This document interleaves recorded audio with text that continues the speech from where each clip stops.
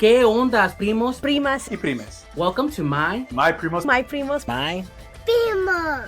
podcast. My name is Freddie. My name's Kevin Garcia. My name is Elia Maria Madrid. Well, this is Chikume, whenever I can make it. My Primos podcast discusses all things fandom and pop culture, From comic books, Movies? To whatever obsession we have this week. but with a Latine Malatine. perspective. Remember, we're all primos, We're all primes. We're all primos. no matter what part of the world we're from.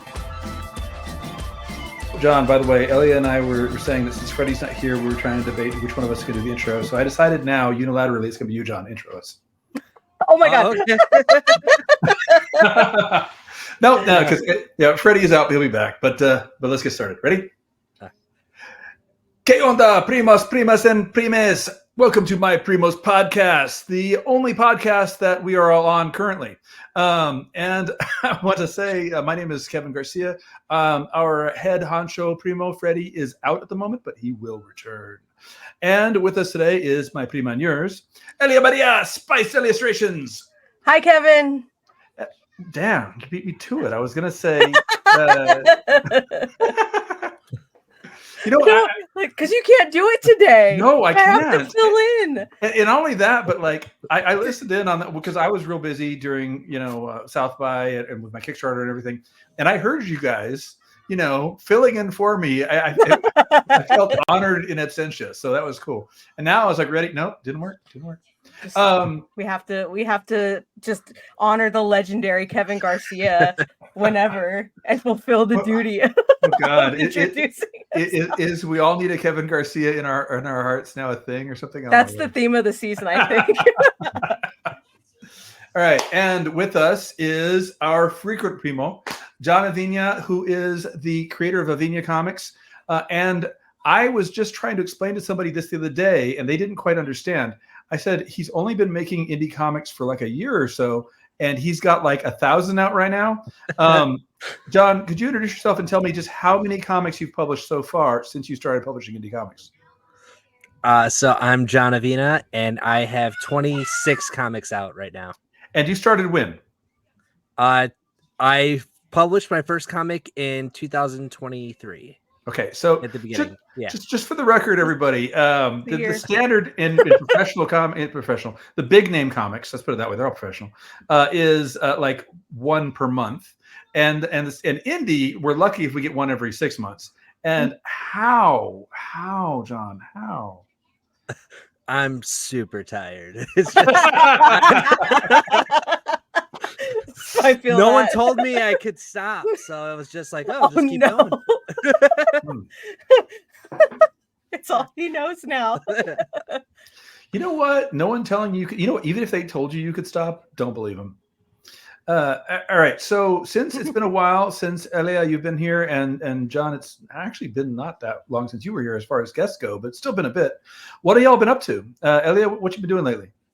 Kind of just having a refresh. I had some family events happen last week, and had to take some time away because I don't like to push myself. Like I still have to work, of course, but I don't like to do everything to cloud the brain. But in that time, though, I happened to start playing Fortnite for the first time in my whole life, and I'm addicted. Well, I have good news and bad news. There is a new game coming out from Marvel that is basically a Fortnite clone, all starring Marvel characters. And I'm just wondering if you're going to be maining Loki. That's what I want to find out.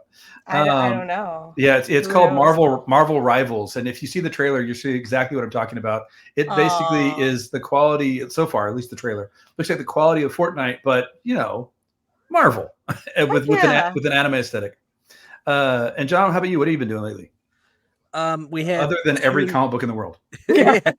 We did release 2 kids comics, so we have like a kids line now, like an all ages comic thing. And then we released a new comic called Familiar Dungeons, which is really exciting. So on the note of Familiar Dungeons, you sent a package to the show, and it was very well appreciated, I think. Oh my God. Yeah. The chat was going wild when we were seeing pictures. We're like, what is this? Yeah, so cool. Freddie's definitely posting that on social media. And and we've all had a chance to read at least the first chapter, and we definitely loved it. Wait, real quick. What I've been doing, I just did a Comic-Con this past week, Hill Country Comic-Con. It was a lot of fun, and I've got another one coming up, Staple, which is an amazing Comic-Con. We'll talk about that in a moment. First, Familiar Dungeons. John Avina, give us the elevator pitch. What is this? So Familiar Dungeons follows siblings from like kind of a broken home as they are transported from a high school party to a role-playing module, and they have to like set aside their differences in order to find their way home. And is it fair to call this an isekai? I'm not sure what that is. Okay, sorry. I don't either. Oh my! Yeah. What? Oh, Yeah. I thought. Oh, wow. Okay, I'm. Okay. All right. So we got to back into this. So I am the Marvel comics guy. I definitely read a lot of Western comics. I read a lot of European comics. I do read some manga, but not nearly as much as my friends. So it is weird to me that I am the least qualified person to explain this. But isekai is basically a genre of manga and anime and manhwa and stuff that has so taken over the publishing industry in Asia over the past 20 years that it has become a force unto itself. And it is basically characters were in one world, bad stuff happened, they're now in another world. It's what we used to call portal fiction here, stuff like Wizard of Oz or Peter Pan. But in Japan, the stereotype is that the protagonist will get hit by a truck and then they'll wake up in a Dungeons and Dragons world. And with a lot of isekais, the characters, it's so popular now, characters are now aware of the rules of that world. And they know that, well, I got isekai. That means I'm going to be, yep, there it is. There's my menu of my options. Looks like I have a few points to get to the next level. Okay, I can do that. And so they actually are aware they're in a game world. It's become a whole thing. And I love that you basically made a Western isekai without actually knowing that was a thing. No, I read some manga, but I'm not as like well versed in it as I should be. Like I'm always getting recommendations on stuff, so I should like dive into it a little bit more. But yeah, for me, it was like when I explain it to people, I'm like, oh, it's like Jumanji or Tron. It's basically just like you're here and now you're there, and you got to find your way back. Like Jumanji's been pitched around a lot for like the newer ones because. Yeah, SNL had a skit about that over the weekend, and it made me laugh because I was like, "This is so topical for me." well, that's kind of what I'm getting at. It's becoming increasingly topical as the years go by because so many things are part of it. Although most of the ones in Japan are not about finding their way back, some of them are. The other main, I was going to say other influence, but that first one's not an influence, just a coincidence. The main influence, as I understand it, is role playing games, right? Like Dungeons and Dragons. Yes. So, have you played one before? Yeah, I DM'd a Star Wars one for a really long time. Nice. So we did that, and then I was a player at a table for like 4 or 5 years, and now we're gonna redo like a longer campaign that I get to DM. So writing this really kind of like reinvigorated my love for the game and like storytelling. And one of the things we made for this was like little dice sheets. So you can actually put your dice in here. Dear Lord, that's amazing. So these are the you got a dagger that holds dice in it. It is literally a dagger of fate. Yeah. Oh my gosh. So this is the first one we did. These are the prototypes, and then I just got these in today. Yo. Branded appropriately. Oh god. Yeah. I love it. Oh, that's badass. We're gonna start selling those like online and stuff, and then you guys are gonna get it for like because you guys are awesome. And Freddie was telling me about your like, your D&D thing, so I was like, these are going out for sure. Oh my god, those are killer. Yeah. Oh my god. Elia, you've got a background with D&D too, right? I do. I love playing D&D. How long? I started in 2017. Not that long. I was gonna say, I thought you were gonna say since I was a wee illustration. Yeah, around 2017, so about 7 years. And that was D&D too, right? Dungeons and Dragons. Yeah, I love playing Dungeons and Dragons, but I also love like other tabletop games as well. Tabletop role playing. If I get to roll dice and play a character, I like it. I have actually barely played Dungeons and Dragons at all, but I've played a ton of tabletop. For example, White Wolf, the people who make the World of Darkness or Vampire the Masquerade, those kind of games, I played those. I basically ran the same game for 7 years straight. It was just one ongoing universe with mostly the same players. It was a lot of fun. But my experience with D&D have all been weird. When I was like in middle school, I'd never played it before, and I saw these. I was in a new town. I just moved recently, and I was trying to make some friends. We're a couple of nerdy kids. I'm like, I'm nerdy. I can hang out with these guys. And these guys were full on like 80s nerds, like the thick glasses and everything, but like in the 80s nerd way, not in the cool stylish way like today. And so they were planning to play the game, and I was like, hey guys, can I play too? And they were like, you wouldn't get this game. It's above you. And so so that was my first experience with Dungeons and Dragons. That's toxic. That's gross. Yeah.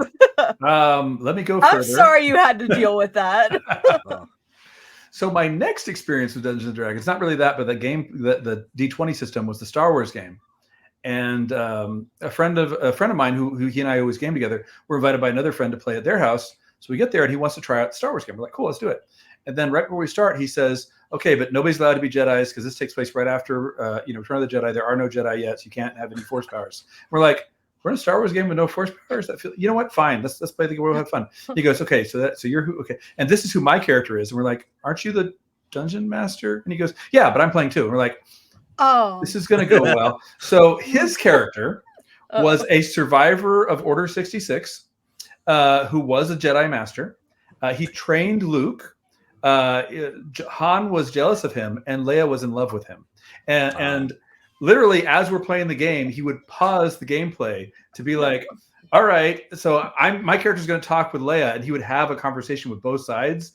And literally, my friend and I looked at each other and we're like, okay, so while you're doing that, we're going to, no, we got to play this out first. And we're like, okay. So that was my second experience. It was like an acting gig. So the DM was just like there for their acting. Okay, what? It was some very personal fan fiction that I was way too close to. So what I'm learning is we need to sit down and play D&D together. I need to get a proper D20 game. Yeah. That being said, I love Dungeons and Dragons extended media. I love the movie. I love the cartoon show as a kid. Yeah. What brought this about, John? I have 7 siblings, so for me it was like we are all so different that I wanted to to tell a story about like my siblings and my family dynamics. So if you look at it, I have one older sister that's in the comic, and then there's me, and we have the same mom. My other siblings are through my dad. So in the comic, I make a joke about the dad being like a hoe. And it's real like that. I didn't ask for permission either. That's just a real thing. Yeah. So all my other siblings are from my dad, and they have different moms for the most part. Gotcha. So it's like a weird web, like family tree thing. It's not even like it just branches out all crazy. So I was like, my younger brother is like a minor league soccer player, and I'm nowhere near that, like at all.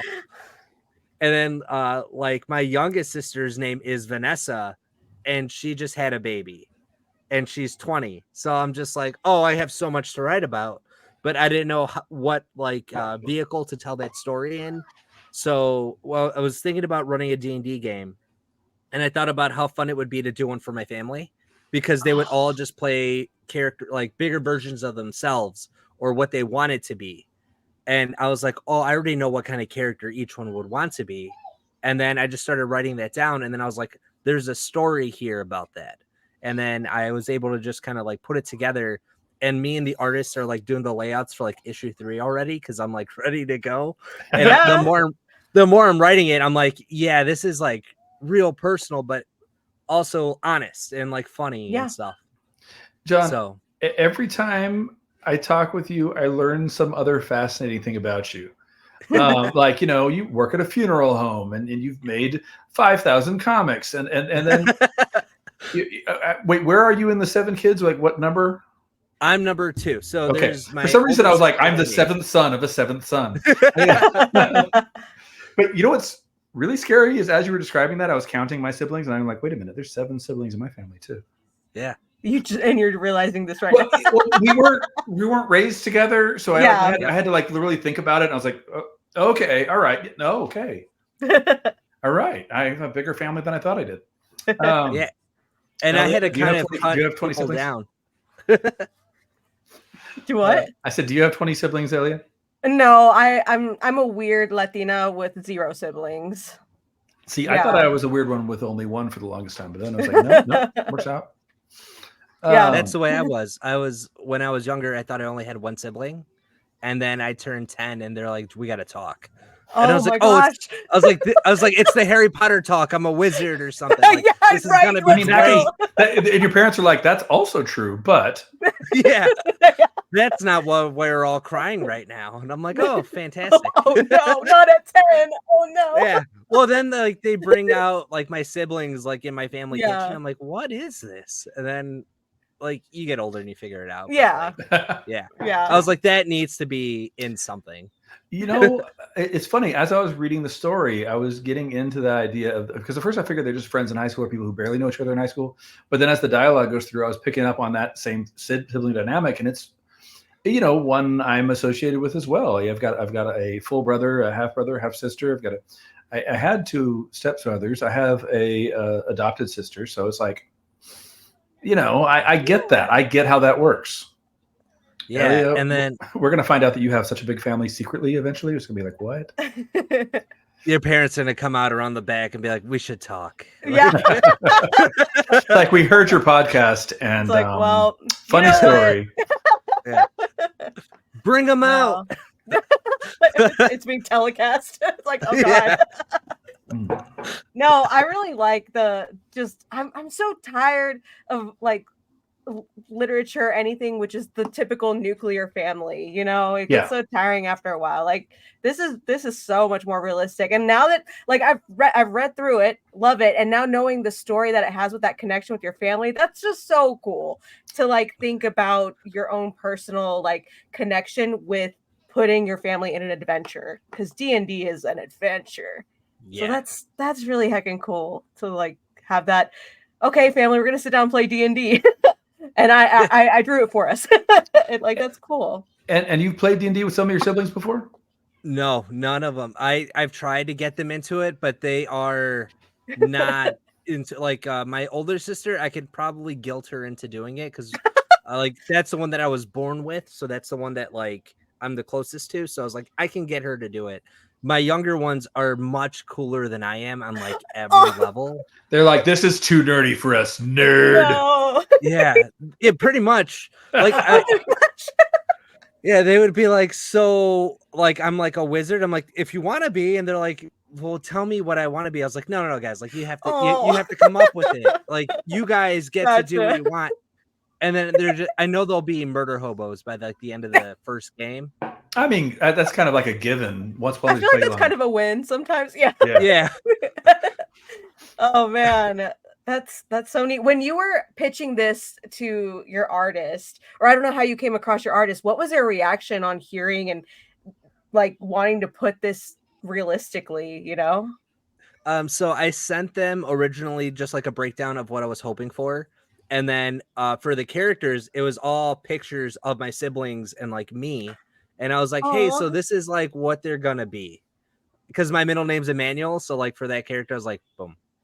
Nice. So I like grabbed them and I was like, I put him in there and they're like, how close to these people do you want them to look? I'm like, as close as possible. And like for one sister, I picked her like when her hair was blonde. So when she looked at the poster, she wouldn't recognize herself right away. But Vanessa, as soon as she saw it, she was like, is that me? I was like, yeah, that's you. Oh my gosh. That's so cool. I gotta ask, did any of your siblings say like, take me out? I'm not in there. No, I didn't ask them permission. I just did it. So like, well, okay, to be fair, legally speaking, they are not officially in this. Any similarities, any people living or dead is purely coincidental. But unofficially, they're in there. Yeah.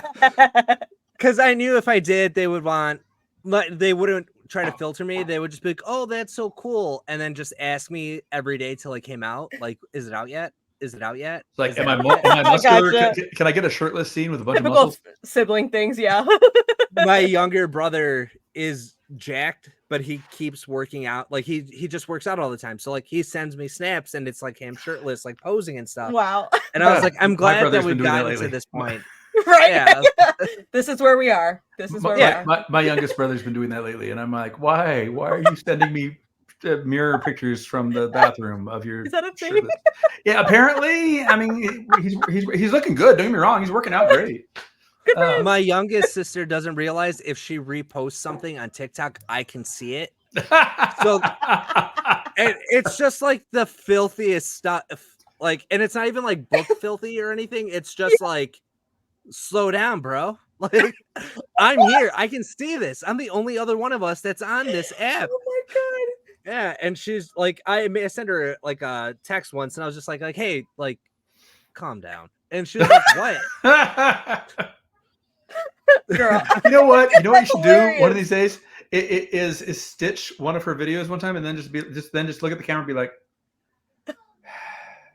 and then that's the whole video. Oh my gosh. I'd be mortified. Yeah. Oh man. I don't have sibling stories, so I'm just like living vicariously through y'all. You have us. Yeah. So bringing this back to the D&D inspiration for a second, I was giving some of my personal horror stories. I've got others. Do you guys have any like really either weird or embarrassing and horrible or really great stories that happened while gaming? Elia, what you got? I mean, I've experienced them all while gaming. I just like, which one do I choose? I think, oh man, I remember we were playing the so Wendy's came out with their own D&D or tabletop game. Wait. Sorry, backtrack. Wendy's? Yeah, has a Wendy's, tabletop the game. fast food stuff. Yeah, they literally had like this whole D&D campaign release where they were even having dice given as like the toys and stuff. Like they were in on it. But I they have a need to look tabletop into this. game. I can't believe I didn't know about this. Oh, what's it called? It's the Land of Frosty. Well, I haven't. well, I'll look it up. saved. What happened? Okay. So I played a character based from the Land of Frosty. She was a sassy princess and always needed help. And my DM, she's like the best DM at improving. Like if we ask for something ridiculous, she will she has the stats quickly. She can search on Google to get a reference. And she's like, all right, this is what you have, level this. Like she's so good at doing that. And so she was a little spicy of a character. And I was like, can I hire a GIMP? And so she was like, all right, let me look at the stats of protection for everything, all the leather. And it's like, okay, well, can I have an ultimate move that's summoning a GIMP army? And it's like, I can't believe I'm discussing this over a Wendy's fast food tabletop campaign. And my DM is perfectly going and getting all the stats so that I can absolutely obliterate this boss. There it is. Yeah, Feast of Legends. It's actually so much fun if you want a good entry level tabletop game that's D&D, very D&D based. I imagine if your fun. character has red hair and braids, you're automatically given bonus points. I mean, like it's a staple. But yeah, no, it's so like there's the Land of the Frosty. I think there's like Burger Land or something. It's so much fun. If y'all have a chance to play that system as like an entry and you've never played D&D, so much fun. So much fun. I'm gonna find that like right after this. Yeah. I'm gonna find that. You know what? If you can't, send me a message. I'll send you the book. Like I have the actual playbook. That's so Yeah. cool. Yeah. This is reminding me. There was an RPG, an indie RPG that came out years ago called Ninja Burger, and the whole premise of it was that you guys were a secret organization of fast food delivery people. This is way before Uber Eats. This is in the 90s. And your whole job was that an order had come in and you have to deliver it without anybody seeing you. And so you'd play out the game where you are ninjas whose whole goal in life, you may fight other ninjas as well, but your whole goal in life is to deliver the burger and fries. And I'm like, oh my God. Was this like dice based and like just risk? Oh my God. That's so cool. I love all these different games. Like now I'm gonna have to look that up and be like, guys, we have a new game to play. Because I love finding all these just like, what are we doing? Okay.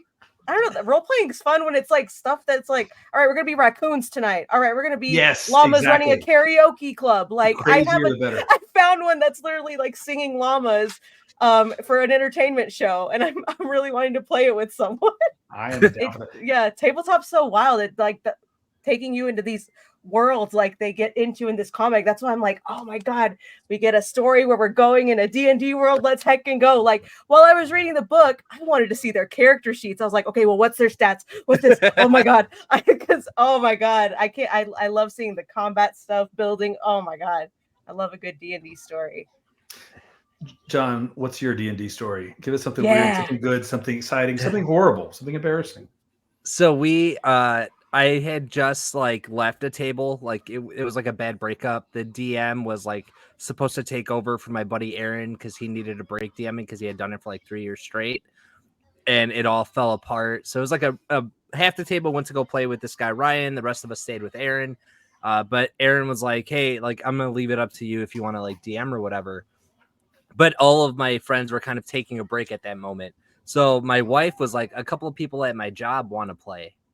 And like we worked together at Barnes & Noble, but I had left at that point to start working at the funeral home.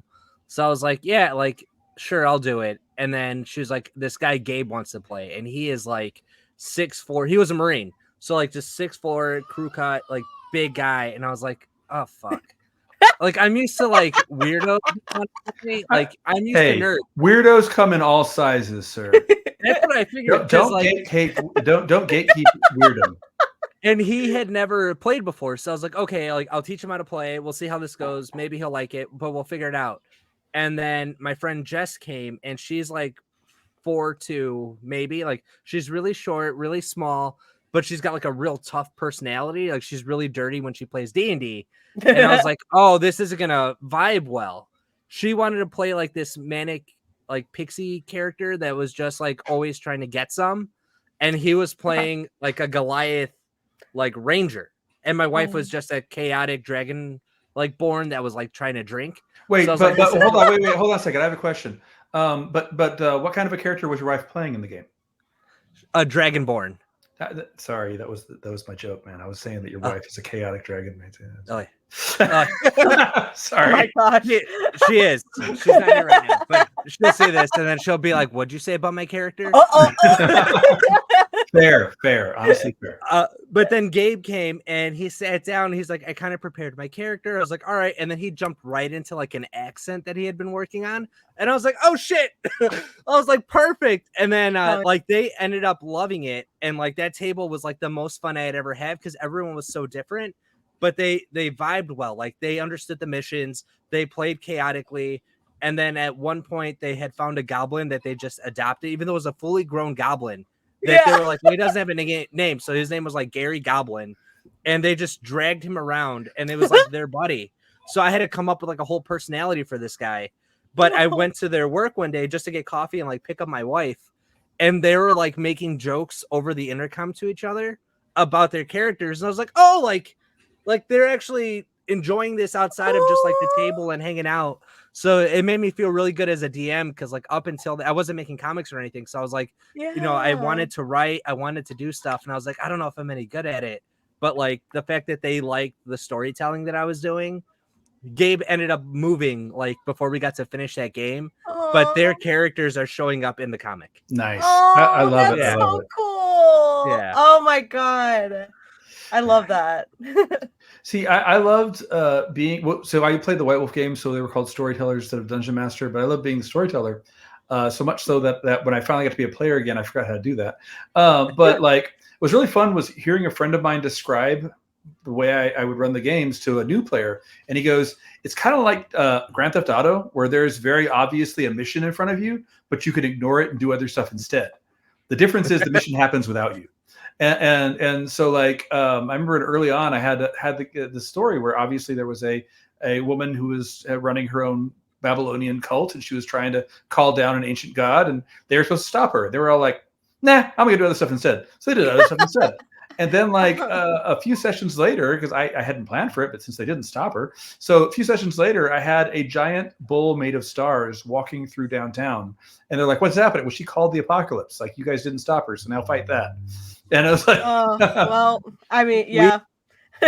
We were doing the Star Wars one, and I had set up this big, elaborate pod racing thing. Like I built a track, and I got pod racers so that like physically, like the little so cars. so you could be like physically who's in front, and who's behind. Yeah. Oh, I love it. I love it. So I built this whole thing, but the whole point of the mission was they were racing. It was kind of like episode 1. They had a race for like a part in order to like get this girl off the planet because they were trying to help her. So very Anakin Qui-Gon. The race goes poorly just because of the rules, as it does. And so they bail and they leave, and then like 3 sessions later, they're like, "Oh shit, we left her behind." Like, what's the whole mission? Yeah, they're like, "So we're gonna bounce back and get her, and then we'll just keep going." And I was like, "Sure, guys." So then, like, this is like right when the pandemic was kind of like loosening up, and everyone was kind of desperate to like see each other again because all of our sessions up until that point were over Zoom. So now we're like playing together, and there's a drink called Viking's Blood, and it's super high alcohol content and like mead. So we killed like a bottle and a half. So at this point, I'm like full on acting for everybody. And like one of the characters was force sensitive. He was like keeping the Jedi thing on like the DL. But then like he was just like, all right, I'm gonna do a perception check, and he killed it. So I'm just like, you feel the energy of the room. And I broke down like this girl getting taken to such detail. Oh, so he's like reading the past of what happened. Yeah. Nice. And it just like, it upset the player. Oh no. So he was like crying a bit, and he was like, we did this. And I was like, oh. I was like, all right, I can't drink in DM anymore. Like, that was the last time I did it. Yeah. I was like, can't do it. I was like, all right. Man. But that was like the most awkward because we still had like the rest of the session to go. You guys still have flashbacks to that day. Yeah. So now whenever I start like writing something for like a campaign, I'm just like, pull it back. Don't let Nate cry. Like, okay. It was too much, man. It was too much. Yeah. I was like, I did too much. So I told you I ran the same game for like 7 years, right? And most of that was the same players because with World of Darkness, it's not combat based. There's a lot of combat in it, but it's more about story. So the characters mostly didn't die. And then one time, one of the guys that had been there since the beginning died, and we're all just kind of looked at each other, and we're like, so I guess make a new character. And then while we're talking about it, all the other guys look at each other and go, we're gonna bring him back to life. And we're like, okay, you guys figure this out, do it. And what happened is there had been this ongoing taxi cab driver that was in like every game, even whether we were set in the past or the present, he always shows up. His name is Jimmy Ho, and he's of indeterminate cultural ancestry. Like we don't even know where the heck he's from, but he always knows things he shouldn't, and he always takes shortcuts through hell. And so they knew he knew how to get to the afterlife. So it was a whole thing, but it was a lot of fun. Yeah. I was like, you know what? Do it. Find a way to make it happen. Let's do it. And it's kind of fun having the players kind of run the game because I didn't plan any of that out. It was all just them deciding based on other things that existed in the world up to that point, how can we bring him back from the dead? And I was like, I love it. I love it so much. Oh my god. I started a game as a Dragonborn cleric, and I wanted to bring Tiamat back. Because like that was my deity, right? Like I'm a cleric, I'm a dragon. I was like, naturally, that's my guy. So I was setting it up because there are these fish characters in D&D that if they think too hard about something, they can bring it to reality. So my character was walking around with pamphlets. Like I was basically just like making people second guess their whole lives. I was gaslighting everyone in this town because my character would spend time while like other people were at taverns. I'm like sitting there drawing, and the DM made me draw it out. And I had my little pamphlets that I would give to people like, hey, have you heard of this awesome new god? But I would never say the name or what it was about. I was like, unity, peace, famine. Like, I'm going to get rid of famine. I'm making everything great. And they're like, oh, this is awesome. And I was slowly trying to like get this cult of these fish people to do my bidding. Oh my god. The DM figured it out because he was like, he's like, why do you get excited whenever we're in a harbor town? I was like, don't ask questions. Like that's for me to know. How far did you get? Did you manage to like? I had a handful of followers at that point, but that was the table where it all fell apart. So I never got to like see that through. Man. Dang. Yeah, I was super Well, excited about it. One day, maybe. I'm Yeah. rooting for him. No, that's so fun. I've never, like, you talk about a kill happening in your game, Kevin. I've never experienced a kill like a in player my death. party, a player death. I guess my DMs are just so nice, but I've never experienced that. Mine, it wasn't my goal to kill them. Yeah. My goal was to make the story bigger, always make the story bigger. And like, he would be just one of those things where he's like, I'm near death, but I'm going to fight anyway. I'm like, okay. Yeah. I killed one person. It was a Star Wars. Wait, hold on. Wait, we're not being recorded right now, right? Yeah. I know where I buried. No. Of anybody, you would. So Yeah. I did. Our Star Wars campaign was set after episode 3, between 3 and 4. Okay. So they were basically on the run from like the Empire. Their ship crash lands on this garbage dump planet. Like literally, it's just like where broken AT-ATs go and broken speeders. So they were finding a bunch of old like Clone Wars stuff, and one of them was a clone trooper with like a damaged processor thing. And there was an Ognat there that just collected scraps as like memorabilia from his time at the Empire because he just remembered it. I'm loving the story of this world building. Yeah. So it was like his memorabilia was just like his time with his other Ognats, like doing stuff. Him and the clone trooper hated each other naturally because one was Empire, one was Republic. And then like it got to the point where the clone trooper just needed to get his friends off the planet. Like that's all he was set to do. That's what the player wanted to do. And he ended up going down. He died. But at the end of it, I never like close it with like an epilogue or anything. Like the game's over. But for his character, because it was the first time I had a player die, I had the Ognat go take the body, bury it, and then he put the helmet up on the shelf from like the last encounter with like the past that he would have. So as they went away, I described it to him, and I did that for them. But I was like, oh man, killing a player is like, it's rough. Yeah. One day. It's also tough as a player though. Like the last time I actually tried to play Dungeons and Dragons was actual Dungeons and Dragons proper, right? And it was a guy who'd never DM'd before, and I hadn't been a player in like 5 years at that point, so probably was a mistake on my part, not his. So like, for example, I'm designing a character, and I said, you know what, this looks neat. So I decided to make myself a half-orc merchant. And he's like, but half-orcs are not good at that. And I'm like, my guy doesn't know that. He's like, they're really dumb. They wouldn't be able to sell things. I'm like, my guy doesn't know that, And then the first thing he did was had me encounter a direwolf. So the first thing my guy goes is, I'm going to catch him and make him a pet. And he's like, you can't do that. It's a monster. I'm like, my guy doesn't know that.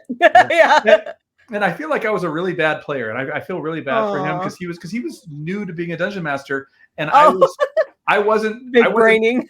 Yes, I wasn't purposely trying to go against the way the game was set up, but I was just like, I wanted to make a character, not just design stats. I wasn't like into like, I'm not one of those guys that wants to like set up so I can win the fight. I want to make it interesting, Yeah. Like technicalities, rules, fun, but I also like having fun. Yes, exactly. I had a character that was a ranger, but I didn't want like a wolf or anything like that. I had a monkey because like I was like, I'm only gonna play this character. A dire monkey. No, I'm sorry.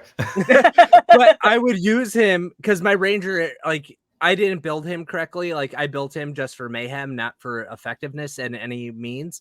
So me and the monkey would just be like Spritle and Chim Chim from Speed Racer, and we were just there for comedic relief. I'm all there for the callback. So then, like, I collected like these colorful stones that I didn't know what they were for, but I was like, that seems like plot. So I took it and I gave it to the monkey, and he would juggle it to distract people. So I was like, oh, like he's actually pretty good at it. So that's how my character made money. Like, we'd go into a town, post up at a bar. I was like, the monkey's gonna juggle. I rolled.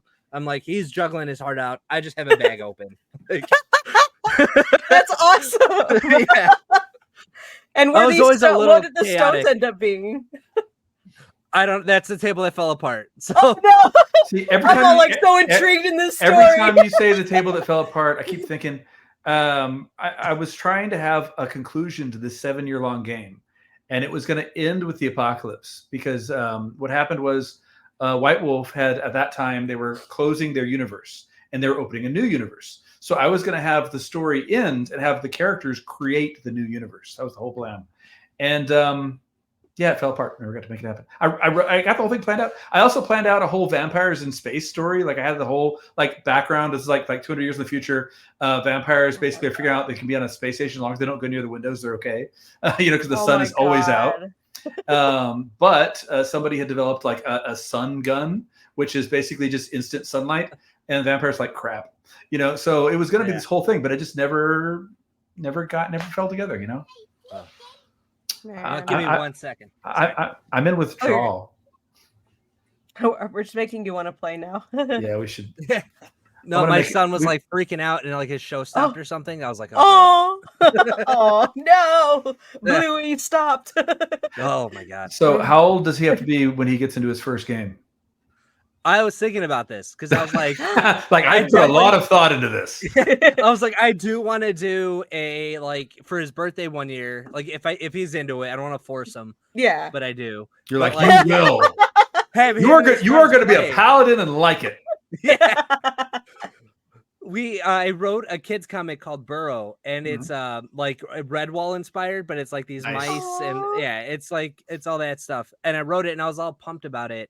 And then my wife's like, "Who are you writing that for?" I was like, "Oh, this is the campaign that I'm gonna put Ben in when he's bigger." Because I had a Redwall inspired game going for a little while, but then like some people's work schedule changed and it fell apart. So I was like, "All right." That's how that happens. So I just took that and I put it in there. Yeah. That's cool though. Oh, I love that idea. Yeah. Aww. Issue 2's coming out soon. You don't really of Burrow. Yeah.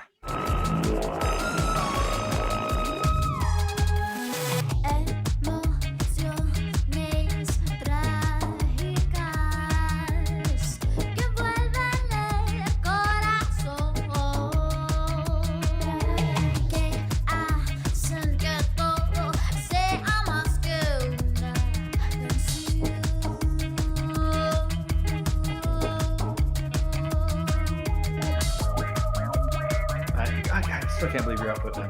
Seriously, going Just back, wait till next week. No, going back to the comics, man. How do you do this? Okay, I'm not even being facetious right now because I also do indie comics, right? I did a book during the pandemic, and I'm doing one currently. I've got it. I just got Kickstarter funds to get it off the ground. I am legitimately asking, how did you get your first 3-4 books out? I feel like once you've got the ball rolling, it's rolling. But like, how'd you do multiple at once? How'd you do that? So Lockjaw was first, like that. I put all my time and energy into it. Yeah. Yeah, I just gotta specify for people that are joining right now. Like, yes, Lockjaw is a Marvel character, but Lockjaw and Pistoletto is a very fun comic about a would it be fair to say undead mariachi? Yeah, who avenges things as he should, along with his horse. Tell me about that. It was your first one. So we got that one kind of once the ball started rolling on that one. I just left it to the artist, like, hey, just keep going. I'll approve it. But I write my scripts pretty detailed, but I don't write it where I micromanage. So I'm just like, hey, like on this scene, here's the panels that I counted. Like, this is more dialogue heavy, so this is how we're gonna do it.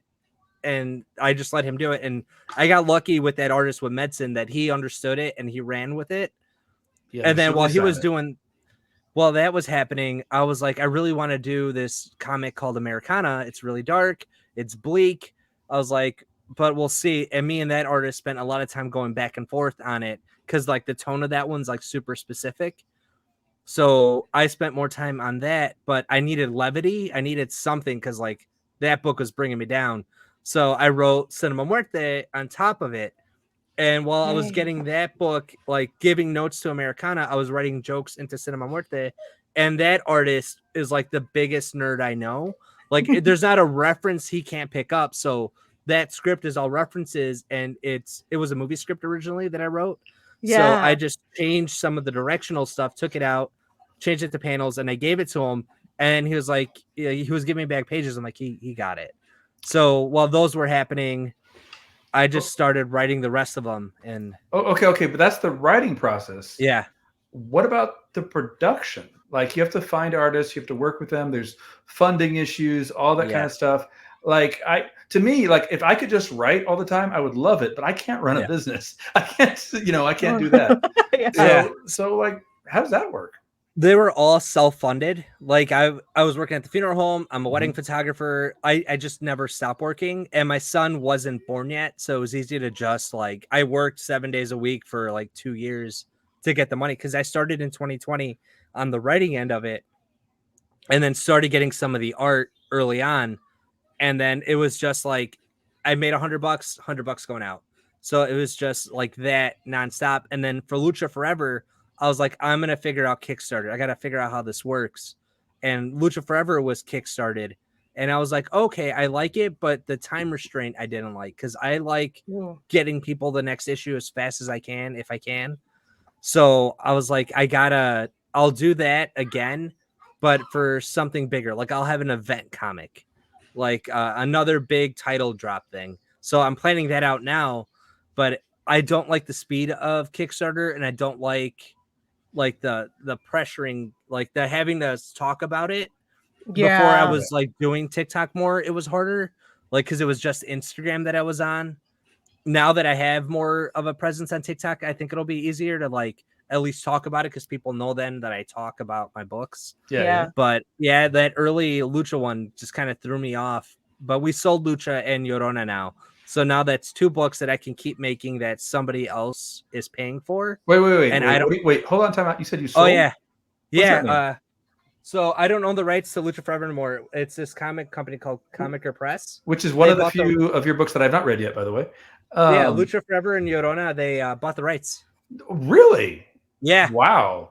Yeah. So I honestly, I mean, congrats. I mean, putting stuff out there and then going to the next step. I love it. But speaking of the next step, you are going to be tabling, and this is something that is usually I know a lot of indie guys that do that a lot, where they will table, and Elia does that a lot, right? As tables at conventions. I try. Speaking of which, you're wearing a shirt right now for a convention. What's going on? For C2E2. So I just got these in for the show. It's like the biggest show in Chicago. It's one of the biggest ones in the country. Yeah, and a lot of comic people are going to be there. So like a lot of the shows that I've been doing, comics aren't really the main focus. It's like meeting Danny Trejo or doing something else. And then I happen to catch the comic people that are there. But this one's going to be the first show where like people are specifically going there to meet like Kyle Higgins or like Stephanie Phillips. Like all these comic people are going to be there. So I'm hoping that by doing that, I get to like talk to more comic pros and just actually make new fans that are people that like comics, and not just like people that are kind of interested in comics and happen to be there for something else. So we'll see how it goes. There are people I that think like it's comics? a perfect place. Yeah. Right. Not on Twitter, not anymore. No. Man, I post anything on there, and like the first comment I get is just like Prince dead. I'm like, that's cool. Right. Like, okay, work. I will say I joined Threads recently. I don't use it very often, but I have seen a lot of comic professionals on there. So yeah, I'm on there. I Gotta do it. I was there like a week, and Gail Simone started following me, which is like, I was like, what? Really? Oh damn! I was like, cool. Okay. I should post more, and then I don't post more. I feel that. That's how it goes. Yeah. Of the three of us, Elia, I feel like you're the expert on tabling. What is that process like from an artist point of view? Stressful. Oof. Expensive. Oof. But if you know how to, I think part of the illustration stuff, if you want to get your stuff out there that no one talks about, is the marketing aspect. You got to know how to reach your audience. You got to know how to talk to your audience. You got to know how to reach like people outside of your audience if you want to expand. And it's a lot. Like you can show up, you can table, and I'm talking about like the creator side of it. I know there's like Artist Alley, like people who do nothing but fan art, but like as an indie creator, you have to be able to market what you're doing. You can't just be like, I made a comic, here it is. Like it's gonna be, this is my comic and this is why you'll like it, and also I'm planning on doing like it. You got to have everything ready. But I hope to expand more on my experience. I feel like I'm just touching on the edge of where I want to be convention-wise right I'm now. loving this though because sorry, I thought you meant expand on describing your experience because I'm loving that we're having this discussion. Yeah, I feel like for a lot of listeners, this is key stuff. As you're talking about, you have to put a comic out there, not just like have it, but tell people about it. It occurs to me since I've been posting online, mostly TikTok, right? I got a few people reach out to me, right? One person reached out to me, said, "Hey, I'm a first-time artist. I'm doing this. Here's what the project is. I've got little bits. I'm going to go on Kickstarter." And I looked at it. I said, "You know what? I love your stuff. I think it's a great idea. Let's do it." Somebody else sent me just like the cover of their book and no words. And I'm like, I don't know what to do with this. I know it's your book. The art looks good. I'm sure the story is going to be great. But like, unless you when you're reaching out to people, you got to tell them what's happening. They may ignore you. They may tell you no, but like you have to put yourself out there. Yeah. How honest do you get with people? Because I had someone reach out and they want me to do a review of their book. And I was like, hey, man, I'm going to do like a real fluff one for you. I was like, there is some pacing. Like I got 2 issues out of it. Like I bought it. So that way I didn't want them to like give me anything. Cause like you're new, let me support. I'll buy them. Yeah. I bought it. And I was just like, hey, like I'm 2 issues in and nothing's happened. Like it's been 2 issues of exposition. And I don't want to like break their heart. But I flat out ask people, do you want a critique or do you want like a nice review? And every once in a while, I'll have somebody that'll pause and be like, I want a nice review. And I'll be like, all right, I really like the art. I like the colors you have chosen. I can really see where you're going with this. It's a heck of a lot of fun. But if somebody wants critique, I will give them a critique. And every once in a while, somebody will say, I can take it. Give me a full critique. I say, okay. And I don't tear them apart, but I'm like, all right, well, you need to develop this. You need to develop this. You need to develop this. But it's basically there. And then radio silence. Like I want a critique. I give them, and again, I'm not, people who know me know I always try to find positives in everything I'm talking about. It's still too much for some people. They're like, no. Whereas me, I fully encourage you read my book. Tell me what's wrong with it. I will be fine with it. Ooh, okay. You know? No, you're like notes. You're gonna be all marked up with little like tabs everywhere.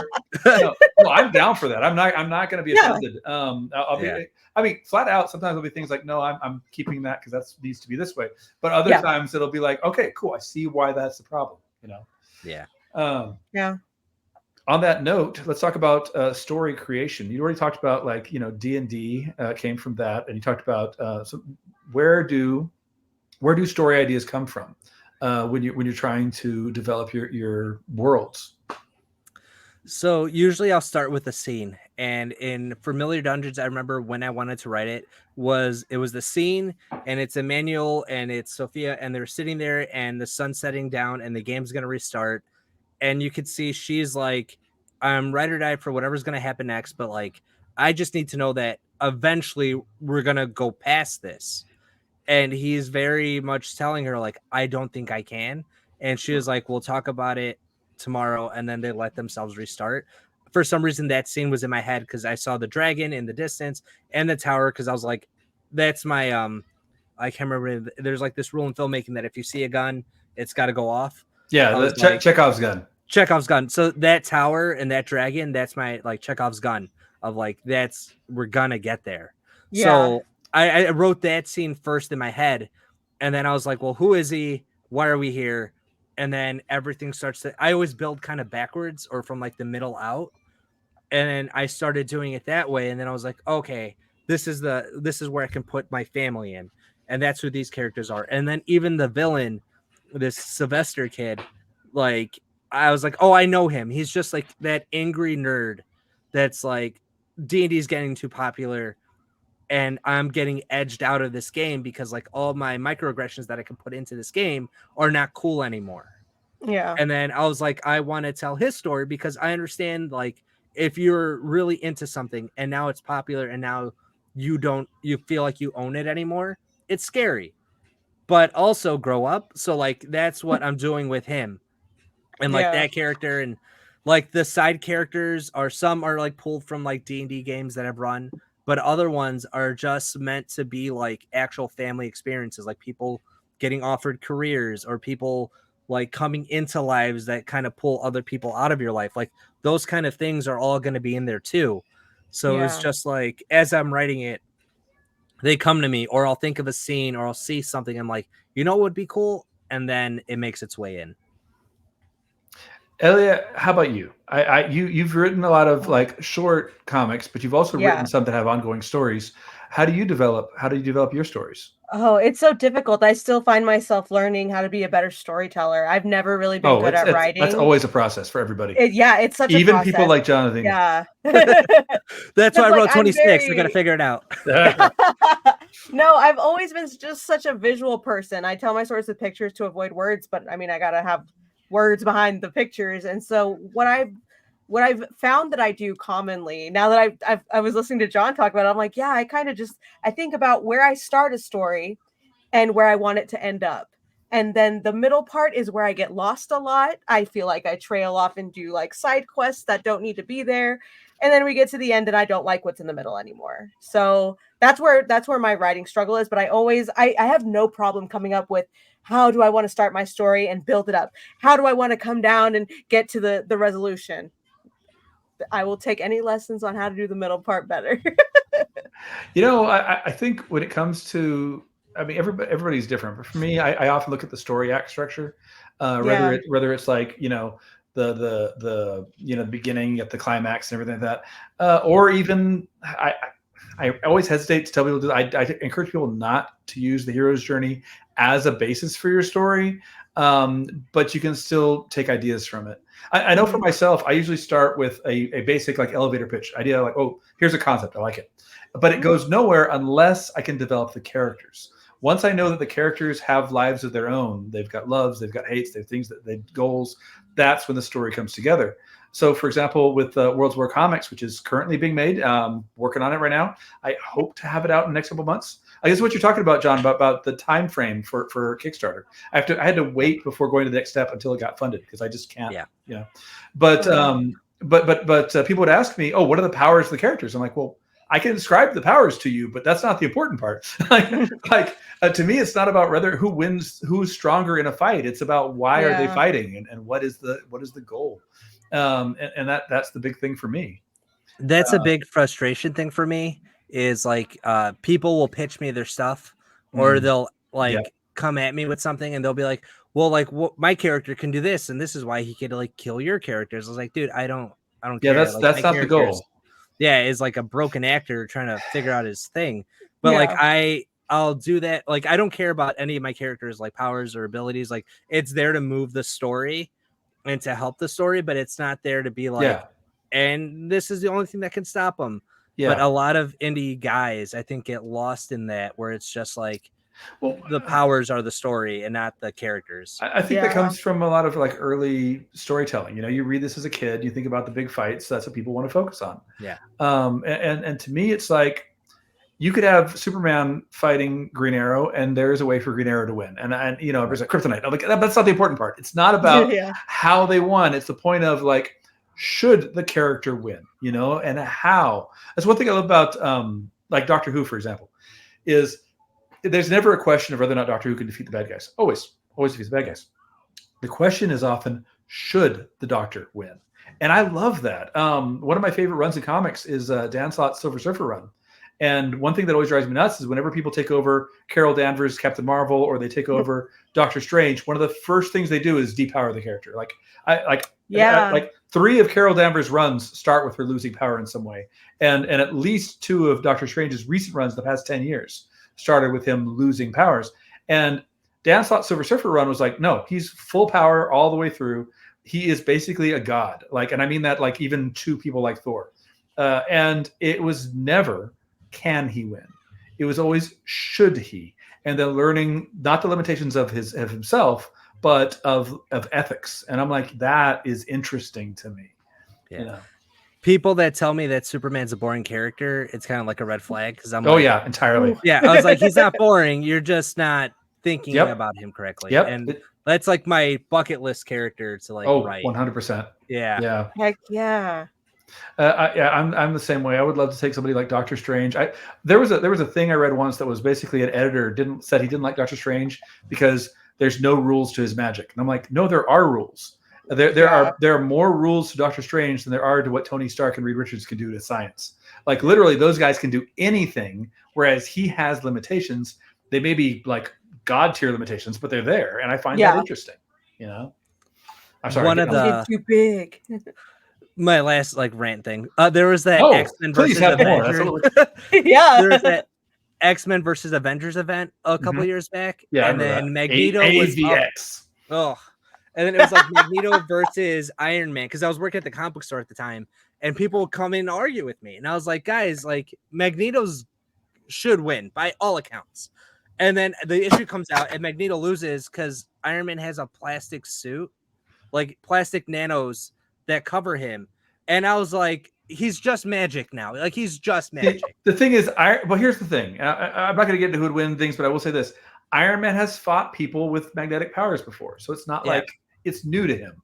But at the same time, it's like that's not the important part. There's a comic book out there in which Toad, Magneto's lackey in most of the media, defeated Magneto and is running Genosha with Magneto underneath him, and it's like that's an actual Marvel comic. You know, like anything can happen. It just depends on the story. It's all that matters. That being said, there are some bad stories. There's literally a story where Batman beats up the Hulk, and I'm like, why is that a thing? And this is before Batman became his like Ultimate Avenger of the Night thing that he became in the 90s. Literally, he kicks the Hulk until the Hulk gets winded, and then the Hulk breathes in sleeping gas and passes out. And I'm like, how? Come on. This guy's taking atomic bombs to the gut, and Batman kicking him knocks him out. That'll do it. Yeah, it was more like self-inflicted. He didn't want to deal with Batman anymore. He's like, oh, I feel guilty in this fight. I'm going to go out. Yeah. He's crying about his parents. It's time for me to go.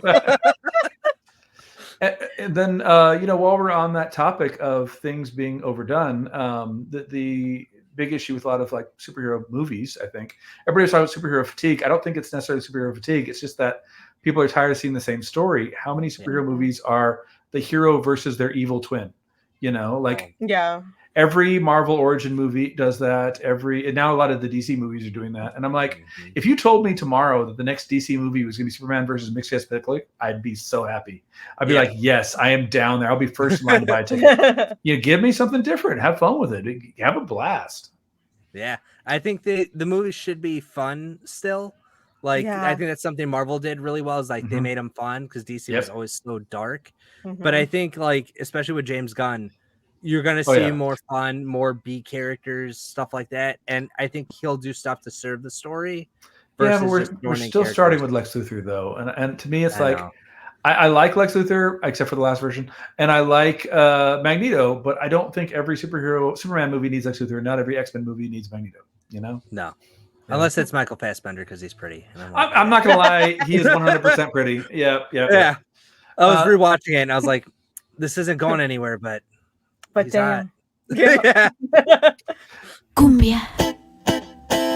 La vida sigue, la gente llora, el zapato vuela junto a tu boca, la gente cruza, los carros chocan y uno todo ignora.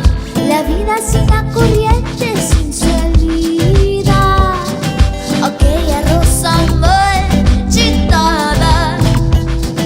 La vida es una Speaking of pretty, I want to circle back to your comics for a minute. You were talking about the process of making it. Tell me about your collaborator. Who are you working with for this? You mentioned the artist, but we didn't give us the name. Who's the artist we're working with? Yeah. His name is Alatir. He's like totally new to me. Like one of my friends that did Americana, he knows this guy, and he was like, you're gonna like it. The style is different than like the other books that I have, which is what like really appealed to me. And he actually draws some of the Topps cards that Marvel releases. Nice. He's the artist for that. So he's always really busy. So that's why this book takes a little bit long, or it took so long to come out, because I've been working on it for a while. Yeah. And like his process on it is awesome. Like from the moment he sends me the layouts, it's already almost fully penciled. Because he wants me to see the whole environment. Yeah. As it's a risky move, because if we got to move, then Ronaldo Garza, the artist I was working with on World War Comics, he's the same way. Like I think it's like he doesn't want somebody to see sketches. He wants to see the finished product, but I would rather see sketches so that I can make suggestions or corrections. But no, he wants to give me fully inked pages and then say, all right, what should I fix? I'm like, I feel so guilty saying anything at that point, but I'm like, this guy needs to be different here, but like, oh man. I love the line work. I'm gushing over this art. I'm just like, what? And I also love because like there's the style, the comic style, and then there's the character with a little chibi face that's like, oh, it's at the very end. But oh my god, I was like, stop. It was very much like a manga sort of style reaction, and I was like, that's cute. I love that. He gave the goblins like personalities on their faces too. Like they're smiling and they're celebrating at times. I'm like, okay, thank God. Like he got like the levity of it, because I was like, D&D is always silly. Like at the end of the day, you're gonna, as the DM, they're gonna railroad you into something crazy, and you have to like improv your way out of it. So I was like, the characters, the monsters are gonna feel that way at times. A little bit of a spoiler thing, but for like issue 2. They realize they have to find a quest giver, because now that the game is evolving, the older brother's like, I know how this goes. We got to get a quest. It'll move us forward. Yeah. So everything around them is like, oh no, my parents are dying, or the forest is burning. And he's like, ignore it. Yeah. He's like, I know where we have to go. And he's like, that's a quest. Yeah. He was like, we're not talking to anyone. And then they get to a tavern. He's like, whatever you do, don't say hi to anyone. Don't talk to anyone. And then he goes to the back room to find the wizard, but the wizard's like, you have to give me something to get the quest. Oh no. And he was like, all right. And then the wizard's sitting on the like an iron throne type thing, but it's cell phones, because all these kids are there. And that's what the kids have to give them, because all the teenagers are there. Yeah. So he gives them the phone. He's like, guess I'm not going to need it. And it's like a super silly wizard guy. But I'm just like, because that's what I would have done if I was DMing this story for them. Because like how ridiculous it would be if like you guys are coming to me knowing you need to go on. So that's something fun that's going to happen there. And then just the interaction in the tavern. Like I was cracking up while I was writing it. And then I gave it to the artist and he was like, can I draw funny things in the background? And I was like, please. Oh, I'm excited. Oh, I can't wait. Yeah. Okay, Don't say hi to anyone. Speaking of waiting, I want to ask right now, when you said that's why this book took so long, what does that mean in your world? This book was written because I have a Google Drive where all my folders are numbered. Yeah. Based but, on but, when but from when you started, this as this is going to be a comic, to publishing it, not just you had, because I imagine you may have had a script earlier, but from you like, I'm going to make this one now to it's ready to be published. How long was that? 10 months.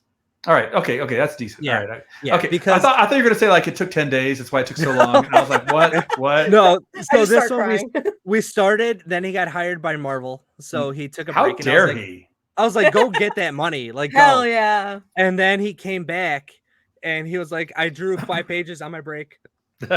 Great. Okay. And then me and the colorist were going back and forth a lot. And then it felt like the book wasn't going to happen, because there was so much time, like dead air between the pencil, like the layouts to where I was.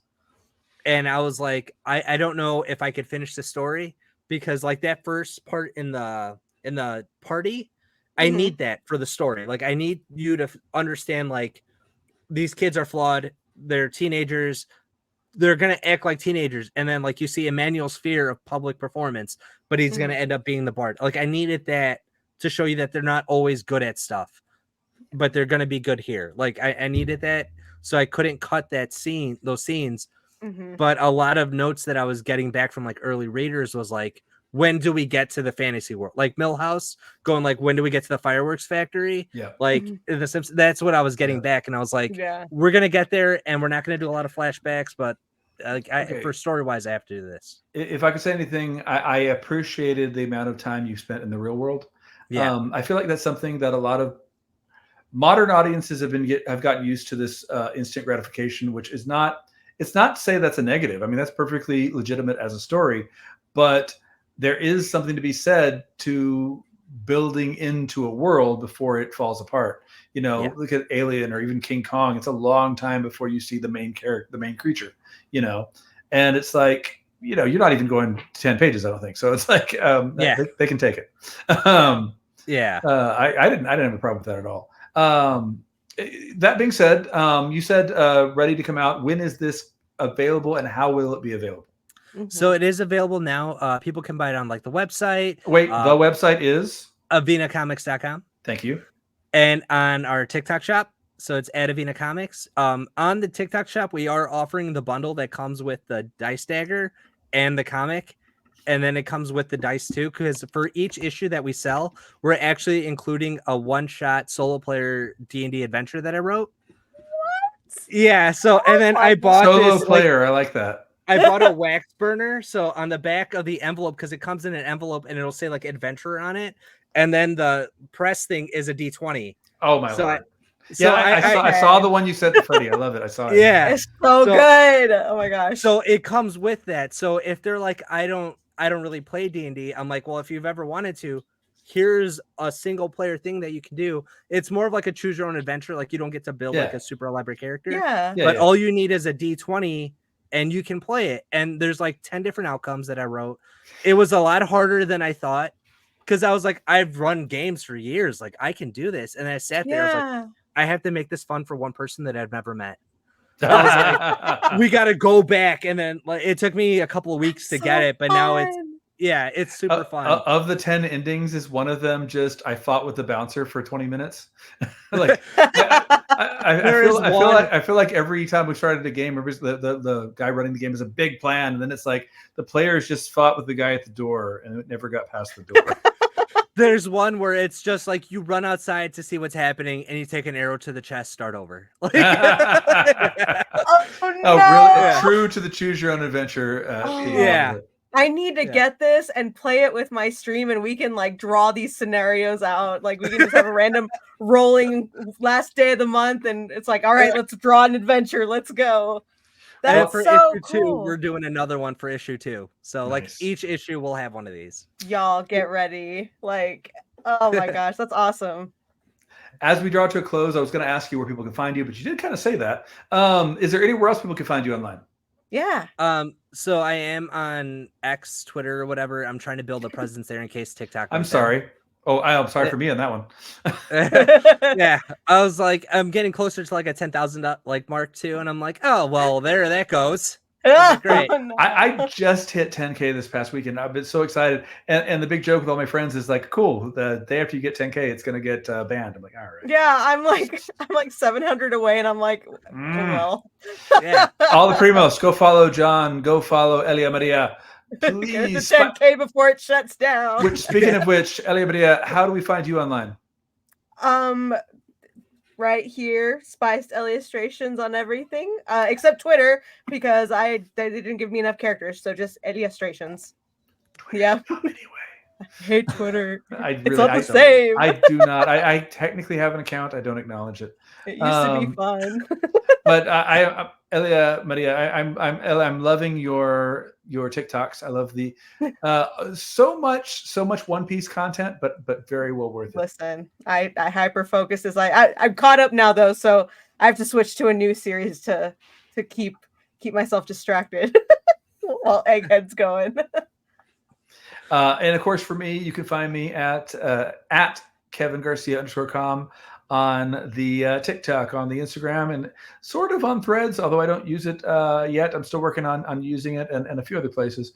And of course, you can find My Primos Podcast at myprimospodcast.com, and also at My Primos Podcast at most of your favorite social media places. And on all of those streaming podcast apps, we're on Spotify, we're on, it's nice knowing that as we're at the end of a show that people have apparently listened to, I'm telling them how to listen to us. Yeah. You never know though. You never know. Yeah. Name 3 other streaming services. Go.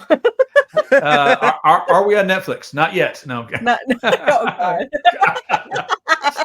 Never coming to Max. Okay. All right. Well, on that note, I want to thank you all very much. It's always good having one of our prime primas, Elia Maria, here. And it is good having one of our regular guest primos, John Avina, here. So, guys, thank you very much. Have a great whatever it is you have, and join us next Primo time, same Primo channel for By Primos Podcast. We out. Bye. Yay.